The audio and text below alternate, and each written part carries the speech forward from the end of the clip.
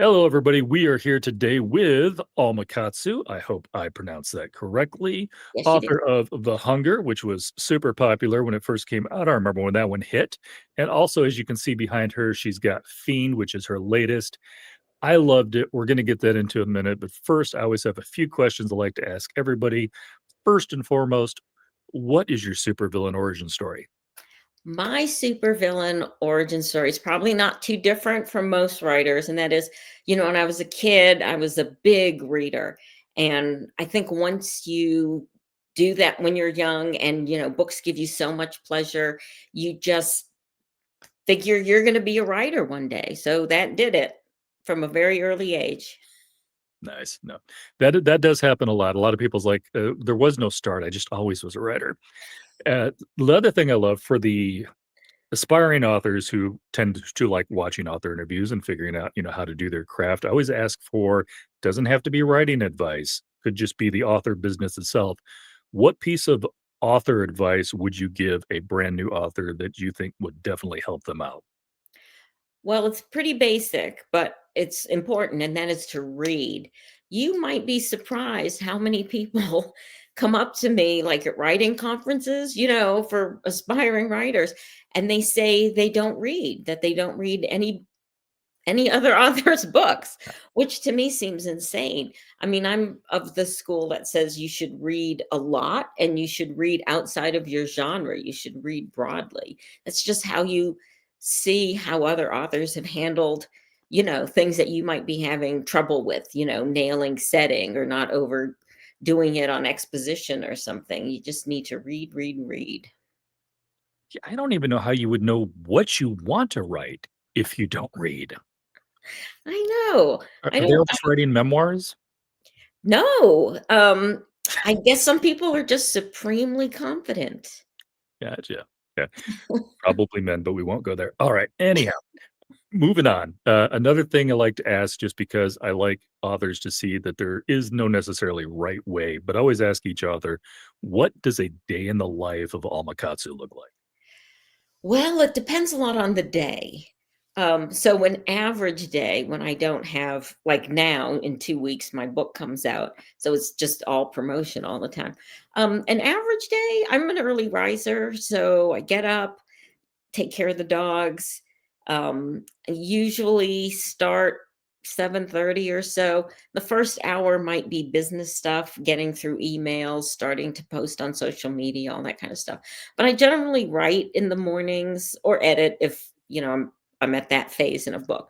Write or edit until lunch, and then after lunch come back usually for a few more hours, then take a break until evening. Usually by 8 o'clock, 9 o'clock, I'm reading either, a book I've been asked to blurb or, um, for pleasure or research that I have to do. But yeah, I spend a lot. It probably all adds up to at least 8 hours a day. Perfect. Yeah, people forget that sometimes you guys, yes, you're authors, but you also do read for pleasure. If you're lucky, you read for pleasure. Yeah. Yeah, I tried actually starting a book club with an author that I knew early on, and that's before I started doing the interviews. And he's like, "Oh no, we don't. We're not reading for more homework." It's like you're not getting a bunch of authors to do a book club. So that's when I decided to do this instead. Which segues nice with your thing about some days are promotional because I love the fact that some days are promotional. That's why you're on here. That's why I get to talk to you guys, which I absolutely adore it. Getting into this book, since we've got it right there behind you, staring at us in big bold letters, I'm trying to figure out how much I want to say about this book without giving anything away. I feel like I don't know how you would describe it. It's kind of maybe a bit of a Baba Yaga story almost. It's kind of got that boogeyman thing going in the background, It but that's does. not.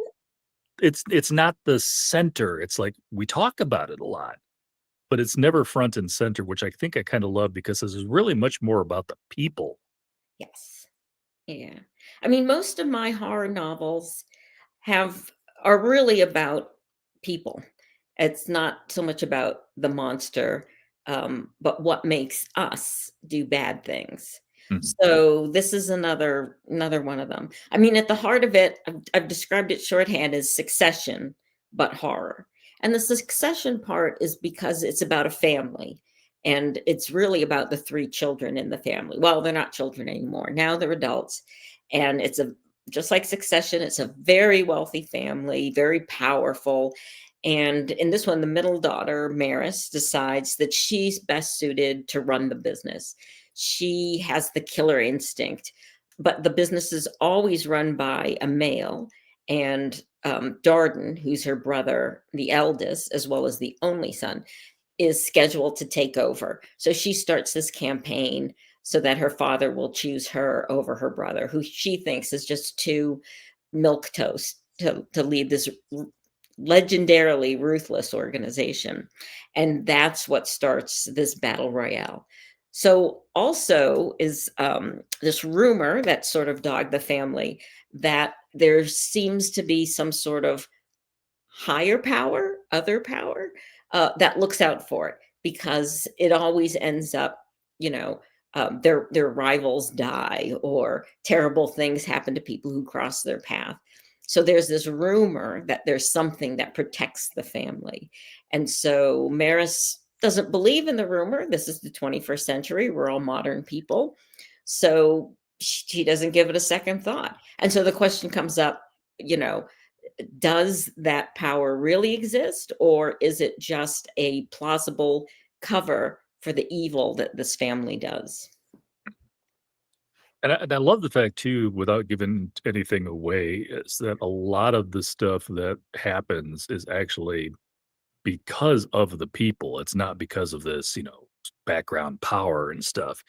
And I'm definitely not gonna give away the ending, but I have to say the ending that you gave this book, that final situation, for lack of a better word, that may be the most horrifying thing in the entire book to me. I feel like that's the thing that's like, "Oh, that would be my worst nightmare." Thank you. I'm really Say happy to anything else hear about it because I don't wanna give it away. that. I know it's hard to talk about this book without giving some aspects of it away, which would be a shame because it's was constructed so that it has this tension in it throughout. And especially in terms of, is there really something supernatural going on or is there not? And the whole time the focus is on the people and what they do and what drives them, so it's half about evil dynasties, these families that are born into wealth and power, and how they wreak havoc and don't Mhm, seem to care for the little man, for instance. That's a terrible way to describe it. But if you think of Succession and the Murdochs or the Sacklers, which were really my inspiration for writing this story, that'll give you a pretty good idea. But it's also about family and the people, because I don't believe anybody's born evil. I think we learn certain behaviors. We learn to excuse ourselves, to justify and rationalize so that we get what we want without thinking of ourselves as bad people. And that's what the story tries to show too. It's, arguable. Were these three children, you know, mm. um, were they bad to begin with, or do we see how they become the adults, that they become? I think we can also, I mean, you keep, like, questioning whether you wanna say children, but there's also a good chunk of this book that's now and then. So we also do spend some time with them when they're in children and how that molds them. Hmm. I also think this is a great book about nature versus nurture. They're all in the same family. Yes, they're all given different responsibility is not the word I'm looking for, but kind of like expectations. Hmm. Expectations are given different expectations. But as what's their moral compass, et cetera, and so forth. Even though we'll say Nora's is a little bent, I feel like hers. She's the youngest sister. We haven't mentioned her yet. Hers and Darden's are at least somewhere in the same sphere, and Maris is over here doing there's no good, there's no bad, there's just, what I want to do. And so even in that same group with different expectations, some people still have there's a certain amount of you that is you, Hmm. and then there's a certain amount of you that is how you allow what happens to you to be focused. But Yeah, I love the fact that some of this you don't say all the stuff that you put in here, and I don't wanna make it sound like it's a kitchen sink, but a kitchen sink of bad things maybe. Um, there's a lot of the tension between the siblings is who knows the family secret, who knows more than somebody else. It's who got daddy's love last, and that's that's almost I'm not saying that condescendingly because I can't think of a better way to put what I wanna say. It's done at a much higher level than daddy issues. But there is that part of it, who's just striving to get dad's attention in this. Um, and again, a Right. lot of it comes down to the fact that Darden's the golden boy. I don't think you wrote a patriarchy book, but it's in there. It's in the book. It is, 'cause I grew up under that kind of thing. I grew up in a family and at a time, I should say, when male children were definitely favored. And, what happens to us as kids really shape us, and sometimes it shapes us in very negative ways. And it's up to us to figure out by hopefully by the time we're adults, right? What's good about us and what we should try to change about us. But some people never do. That was really eye opening for me. You go out in the work world, and honestly, I'll say that I probably came to understand the effect that my family had on me later than I should have. It's just my generation. I think younger generations are a lot more knowledgeable and kind of exposed to this bad and good influence thing and maybe understand they need to work on themselves a little earlier. But, I was surprised when I went out into the even today, I find people my age and I'm retirement age, right? um, just acting so selfishly and blindly and without thought. And you can see that this is something that was instilled in them as children, and they still act that way today. So that's kind of what the story is about, too. The influences on the kids, how it changed them, whether it changed them for better or for worse, whether they're aware of what they're doing or not. So we're all driven by needs. And a lot of times those needs are set in childhood. So Maris, the youngest, the middle one, I mean, not the youngest, sorry, she's the middle daughter. She's the ambitious one. She's the one who's most like her father, the man who runs this empire. Not only does she look the most like him, but she's most like him in temperament. And she adores him and she would do anything for his attention. And that's the one thing she doesn't have. It's just the way the family is. All of the attention goes to the male children, and the female children are expected to have this supporting role. And she just doesn't understand how much that need of hers is driving her behaviors and maybe making her into not a very nice person. Exactly. Now, I hope you're gonna take this next thing as the compliment that it is intended. I do not want a sequel to Fiend. Right. I think it ended perfectly. I think you wrapped up I think the fact that you don't know how everything is going to end up in the long run is part of what makes it so horrifying. I could see you doing a prequel. Ah. I'm not expecting it of you. I'm not throwing it out, but I'm saying I would be it's one of the few books because I usually hate prequels. Uh-huh. But I would be interested in either a story about the beginning, which I will not give away, the beginning of the family's story, or even of Zeph, his beginning as the patriarch of the current family. I think either one of those would be interesting, but I really wanna leave where you left the siblings Well, that's exactly interesting. where it is. First of all, thank you for those suggestions. Somebody else gave me a suggestion too. And it's funny, some of the reviews I've read on this, people have said, they wanted more. Usually they want more of the Mhm. mystical character that shall be undetermined. But yeah, somebody gave me an idea for broadening it, and now you're talking about a prequel. But I will say it has been optioned for TV. And so part of the discussions I've been having with producers are they can see this book as the first season. And and lately these days they want it to they want to think about it as a 3 season show. So you need to talk to him about the arc for the 3 seasons. And so I'm sorry, but we have talked about like what would happen after this. All kinds of interesting things, ideas that I did not have when I was writing the story. Right, and again, your book hasn't come out yet, so I can't talk about certain things. Maybe I'll talk to you afterwards, Okay. but there are certain things, again, that I love where you wrapped up. You brought up some things, for instance, Nora's plans on what's Mhm. gonna happen, in life, and the fact that we don't know how those turn out is part of what I loved about the ending because it leaves you thinking. It's like, "Ooh, is that gonna go the way she thinks it's gonna go? Because 'Cause I'm not sure." That's part of the discussion that I had with the producers. Yeah. So that's a possibility. Like I said, I could see that's where you kinda have to go if you do a sequel to it, but, and me personally as a book, like I said, I loved it on its own. If it's a very much it works as a I think standalone, so. uh, and there's a lot of times like that. There's if I get a book I mean, as an author, I think to a certain extent, you kind of want that person to like, "Oh, I loved your book. I needed more of it." But I also think there's an accomplishment when you've given somebody a book and it's like, I have questions, but I'm almost happy they're not answered. I love the fact that I don't know. I really appreciate you saying that because it seems like these days, and I don't mean this to sound like a criticism, but readers are very vocal about what they want and don't want No. in a story.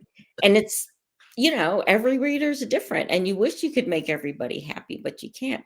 This particular story was very different for me, really, from any novel I've written, probably closer, maybe because of the length, to some of the long short stories I've written, in that the story just came to me almost exactly the way you've read it. I did make a few changes along the way, but saw the characters and I saw the scope of it, and I'm really, really happy with how it turned out. Personally, I feel like it's it the story is complete, right? That it's meant to deliver a certain message. It does it, and it does no more. Exactly. Yeah. By the way, I don't know if you know who it is off the top of their head, but I want to give a shout out to whoever designed the cover of that book. It has got the creep factor going on. I love it. Thank you. No, I don't know. I should learn that. It is an amazing, cover. They did a great job. Yeah, even like the windows, it feels like it's staring at me over your shoulder. Yes.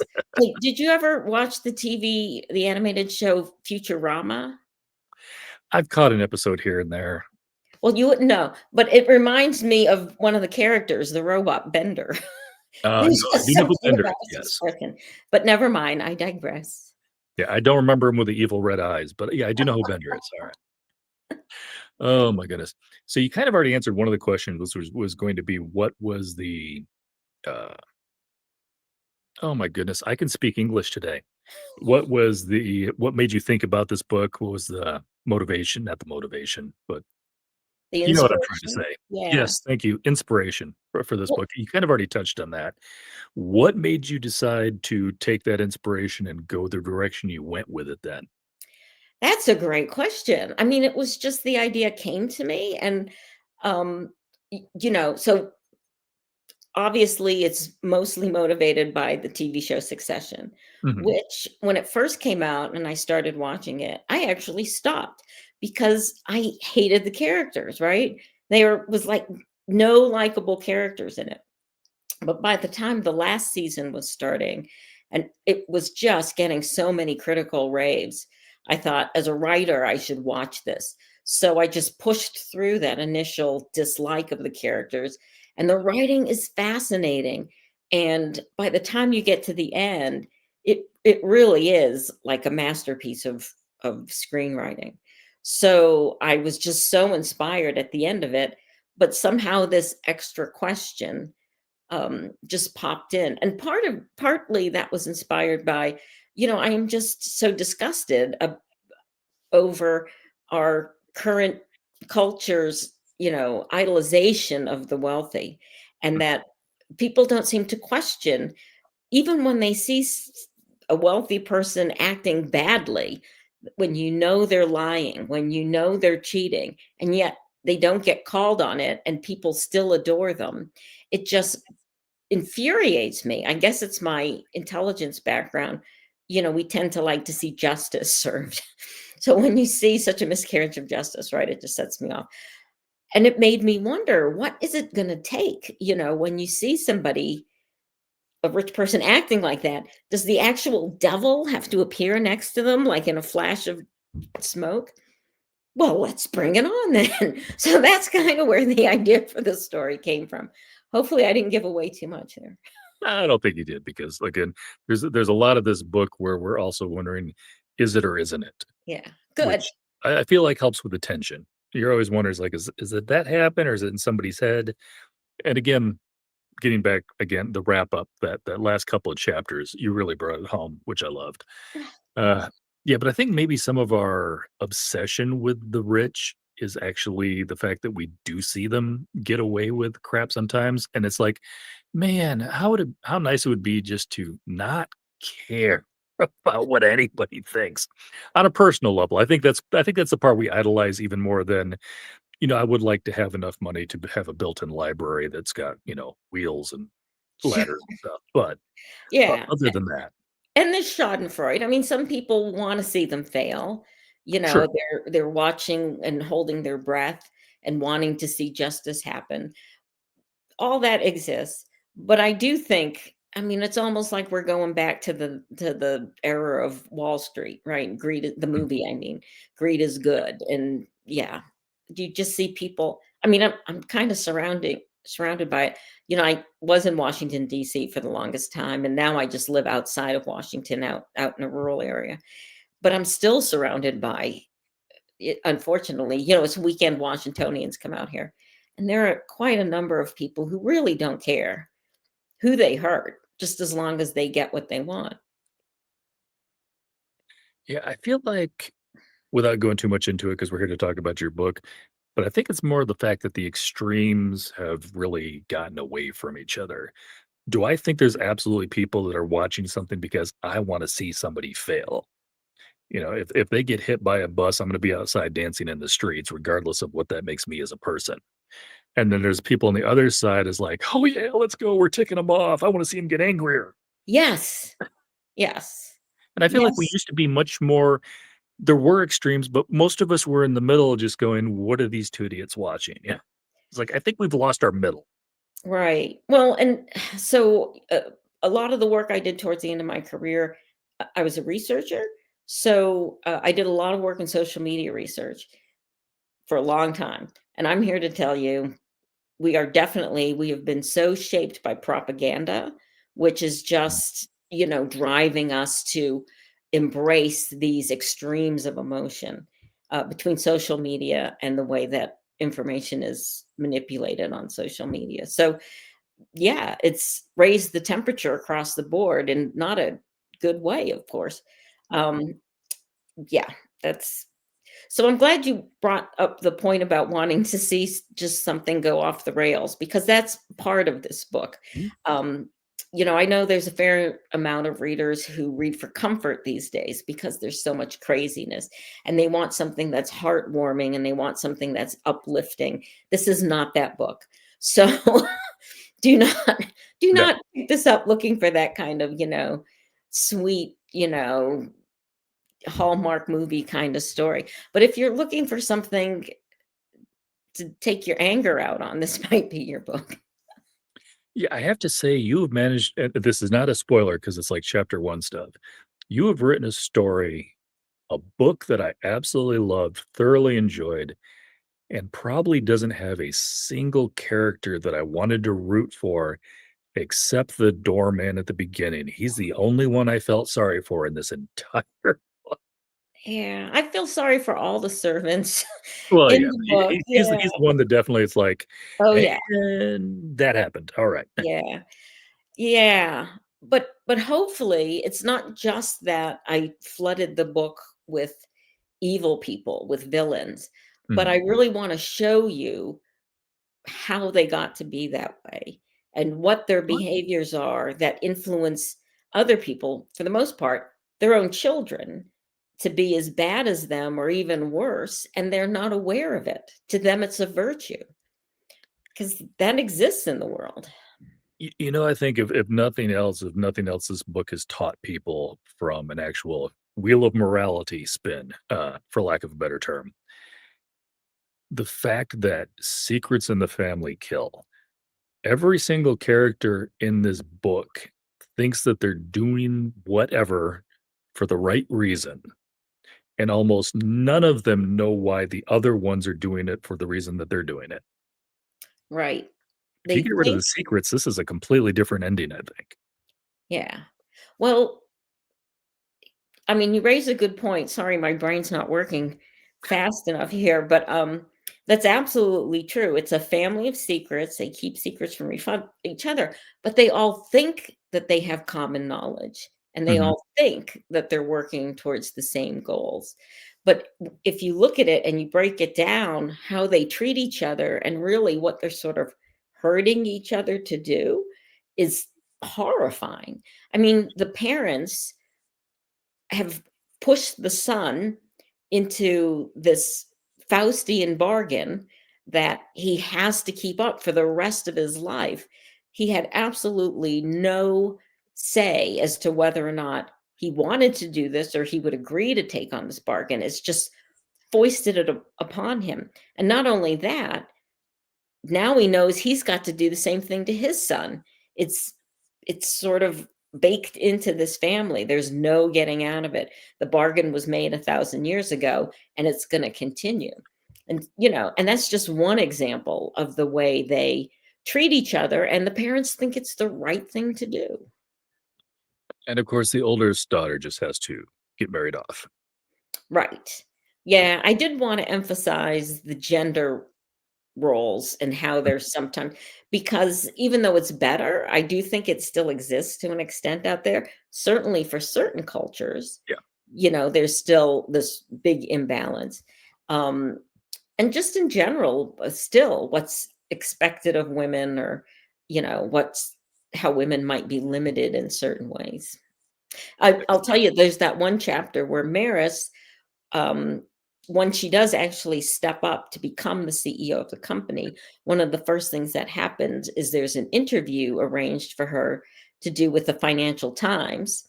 And it's a young woman reporter who comes to interview her. And it ends up really being sort of a lesson in how women are treated when they're at the top, how they're expected to behave. The sort of damned if you do, damned if you don't situation that you find yourself in over and over. And I mean, that's the chapter that women just seem to respond to, women readers. I've gotten so many amazing comments over that chapter. We all can identify with it, whether or not we've been the CEO of a company or not. Yeah, and I think too the fact and you don't make a big deal about it, is like you said, it's just the one chapter, but that interviewer too is like, I don't know if you wanna use this phrase, but gender traitor. It's like, yeah, we're on the same page, buddy, buddy, there's gonna do it, and then I'm going to try to get you to trip up and fall so I can further my career. Right. Right. It is sad that she's doing this to Maris, who is in a very vulnerable position. I mean, she was never raised to be the CEO. She doesn't have that level of training. She's very young. She's only like 22 or 23, I think, at the time. Yeah, it was early 20s, yeah. Yeah. And then this reporter is going to try to, make her name by skewering her in this interview. But I have to think though that any reporter who walks Oh, into yeah. that situation, because that is part of the job of being a reporter, particularly an investigative reporter, you are trying to lull, much like being a case officer in CIA, you're trying to lull that person into this, sense of security in order to try to trip them up and extract something from them that you really need. So it was ruthless, but it was also not exactly unexpected, I think. No, I mean, Maris has this whole conversation in her head and stuff like that about and then she knows, like, okay, she's a female, they sent a female to do the female, and she's gonna go girl power, and it's going to try to get me to put down my guard, I mean, so she has an entire conversation through the whole thing. She knows exactly what's gonna happen, and as you pointed out, though, she's still not ready for it. She's got Zeph's temperament, but she doesn't have his years of control. And again, we learn in the course of this book that he has to exhibit a lot of self-control because he's got anger management problems. Uh, Right. and he It's and he a goes genetic trait. yeah, Well, that's because, I've been around. I mean, my family has a legendary temper. My father had a terrible, terrible temper, right? So a lot of that behavior and also how children respond to it and how they train themselves in order to deal with it, that's all true to life for me. But, we seem to live in an age right now of angry old men. Politicians, right? They get in front of the TV cameras, or they, talk to a reporter, and they try to frighten the public into, don't make daddy angry, so that the public backs down. So their opponents back down rather than make the old man angry, as opposed to, fighting like an adult and and that sort of thing. So the book also speaks to that. We seem to be in this weird moment of, national daddy issues right now. true, true. Alright. Oh, yeah, so we were talking about the fact that, how she dealt with that interview. Um, so I feel like we've talked about a lot of the stuff that we can talk about without giving anything away because there's definitely some giveaway parts of this book that I want people to get to when they get to them. Is there anything else about the book that you would want to mention or talk about? No, I think we covered most of it. Again, it was designed to be fast and to almost drag you along breathlessly. So you can't stop and think too much until you get to the end. And that's hopefully so that the ending, like, just is like a blow to the chest, right? Like it's all going to just hit you. So, yes, if you feel like you're being rushed along in the story, there's a reason why. I really hope people enjoy it. I really like this book. I think just from a craft point of view, I worked it's special. It's special from a craft point of view, I should say. Mm. Well, I do have to agree with you on this part. You talked about the fact that it might be optioned, and whether or not I wanted a sequel or not. I do actually think this would make a really, really good. They used to have to like do a movie and you have to condense everything into 2 hours. But being able to do this in the current setting where you do 6, 8, 10 episodes of, maybe half an hour to an hour each, I really feel like you could really get in the heart of this. I think this would make a great show. Thank you. I hope so. I hope so. It's still early days, so we'll see. Yeah, I mean, we get it. You can it, it it's just because it's optioned, we all understand doesn't necessarily mean it's going to happen. But I would love to see it. Yeah, I've already got in my mind, who's going to be playing what, but we'll leave that alone because we don't want to skew anybody out there on whether they want to do it or not. So then let us go ahead and want to wrap up. I always have 4 questions I love to follow up with at the end. Ask these of everybody. First of all, and I know you've got something because we already kind of talked about this, but what are you reading right now?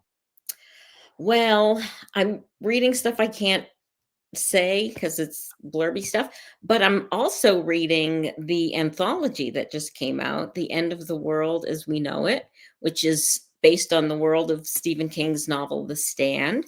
I'm about halfway through, and it is full disclosure, I'm one of the authors, but Mhm. I'm only one of like 34, I think. And so far, God, there's some amazing stories in there. They're all good, but some have just been amazing. So if anybody is even remotely a Stephen King fan, I really urge them to pick up the anthology. Gotcha. Yeah, that one's on my list. It is a who's who in that anthology. The fact that they got you all to write that book is ridiculous to me. Well, everyone wants to do their best for Uncle Stevie. It was like really an honor to be part of that project. Yeah. Yeah, what I see the other day, I think it was Delilah S. Dawson posted something about that. Is like, if you're gonna do another book, count me in. Especially you've already got authors lining up for the one that doesn't even exist yet. Well, it did so well. It was an instant New York Times bestseller and made some British newspapers top list also. There's already talk about more. But yeah, well, that's what happens when something sells really good, either you either get a sequel or, maybe you get a movie deal or you get something. It happens. Alright. Again, so other popular King novels will get the same treatment, I think. We'll see some more announced soon. Yeah, it's gonna be interesting to see what they pick, though. I almost wonder if they're gonna do something either like in It or maybe Dark Tower or something like that. I don't know if you could do, like, a bunch of authors in Pet Cemetery. That's just fascinating to Oh, say. I that's true. I can see And a few, but I don't think it'd be 34 authors. I think right, that's a lot of Pet Cemetery stories. right, that's a Alright. lot of dead pets. And then I always like to ask everybody, and this is a weird question, but it's just for fun. Do you have a hobby, skill, or accomplishment that you'd like to talk about once in a while besides writing? Ah, I try not to talk about myself too much. It's a byproduct of, being in intelligence all that time. Mm, Um, but I am a crazy researcher, like in quantitative. Oh, I know one thing I can talk about. So I did have to do a lot of work in generative AI. When I say work, the perspective that we take when you're a futurist, technology futurist, especially for the clients I had, like CIA, is looking at what are the potential impacts, the challenges and opportunities of an emerging technology. We look at societal impacts, and that helps us determine the likelihood that a technology is going to be disruptive. It's going to hit that it's going to be so popular and it might have disruptive impacts on our lives. So unfortunately, I did retire about a year ago, year and a half ago, but the whole last year and a half of my practice was all generative AI. I just had to write nonstop about generative AI. So I still will do talks, kind of like a primer on generative AI. Although I'm wrapping it up, I'm doing one for the San Francisco Writers Festival. They're doing an online fundraiser, day of learning. And that might be my last talk on generative AI if anyone's interested on that in that. But yeah, that's kind of weird. No one expects that. yeah. And by the way, if you want to talk to her about stuff besides her book writing, I do know on your website it did specifically listed some of the things that you are an expert on and would also be happy to talk to people about. So, Yeah, yeah. I'm a trying to get you your weirdo. next gig. I'm just kidding. All right. And then my second to last question, is there any question that you were expecting or maybe even just hoping to answer that you didn't hear?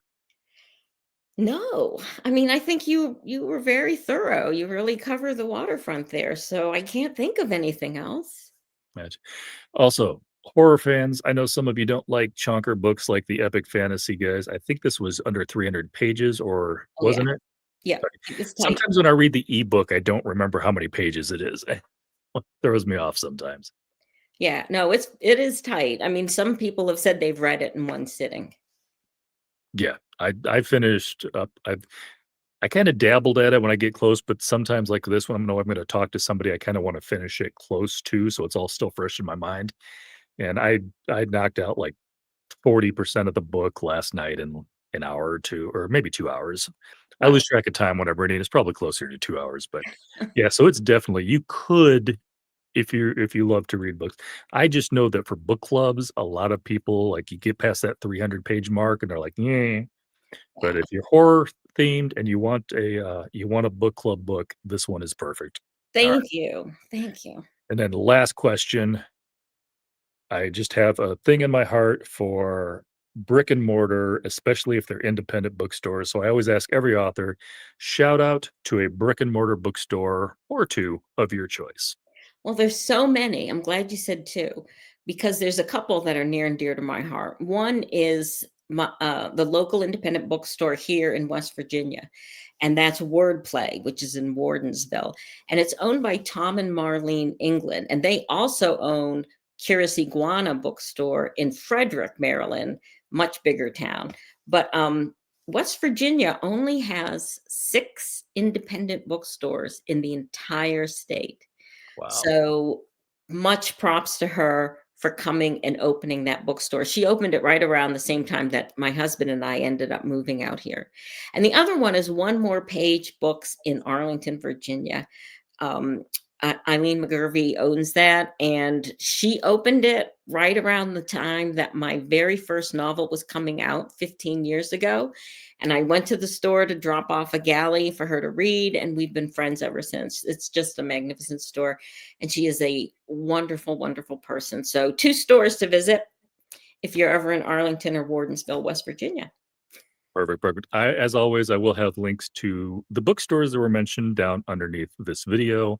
I will also obviously have links to Alma's website. Check that out, and to her latest book. And I tell you, we're looking forward to what you're writing next. Fiend was absolutely as close to perfect as I think a horror story can get. I Oh, know you some people are guys. going to want a little more. It was for me, it was right there, right on the nose. You stuck the landing, had everything I wanted in it. And maybe keep an eye out for that show if it comes out. Thank you. I We're do hoping have we'll another see. show coming out actually, if you're interested. Sure. Um, it's in production with for AMC, and it has the producers of Breaking Bad and The Walking Dead. So we have very high hopes for this. It's Black Vault. It's actually a story I wrote that you can read on Amazon, but I describe it as Slow Horses meets the X-Files. It's a UFO show, but it's about CIA and how CIA would find out whether or not alien contact actually happened. Gotcha. But I don't know if you are in the same, because let's face it, not every author knows each other, but I don't know if you and Ian Rogers are ever in the same circle, but I'm gonna Oh, have to let him know because that sounds right up his alley. I'll have to look them up. He's one of those crazy Canadian authors up there that writes horror. It's like, "You're supposed to be nice guys." I keep teasing him. But yeah, he writes horror. Oh, I'll have to look them up. Sounds great. Alright, cool. Alright, well, I wanna thank you, Alma, for hanging out with us today and for allowing me to read that book a little early so I could know what I was talking about when I talked to you. Appreciate it, and we were gonna catch you later. Thank you so much. This was great.